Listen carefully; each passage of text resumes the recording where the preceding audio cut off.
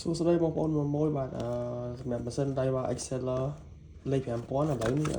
មាន stock វិញទៀតហើយបងប្អូនបាទដាច់ stock មួយរយៈឥឡូវមានវិញបងប្អូនលេខ5000 Daiwa Exceller ថ្មីបងប្អូនតម្លៃល្អបងប្អូនតម្លៃជាង60បងប្អូនអាចតាក់ទងមកបានណាបងប្អូនថ្មីប្រអប់លេខ5000ខ្ញុំមានតែលេខ5000ទេបងប្អូនជាមានតែលេខ5000ទេអានេះប្រភេទ Dai One Way បងប្អូនដៃប្រវល់ចូលណាបាទបងអាចតាក់ទងមកបានតម្លៃល្អដៃ White Seller បងប្អូនលេខ5000 smooth ស្អាតបងប្អូនចាប់អារម្មណ៍តាក់ទងបានspec បងប្អូននេះខ្ញុំថត spec ឲ្យមើលតិចប្រវល់ចំ 6.2 ទម្ងន់វា235 ក្រាមបងប្អូនកម្លាំងទាញ210គីឡូបដាង5គ្រាប់ស្អាតបងប្អូន5000 CX8 ដៃ White Seller តម្លៃមែនតើអាចតាក់ទងមកបានមាន stock វិញទៀតហើយបងប្អូន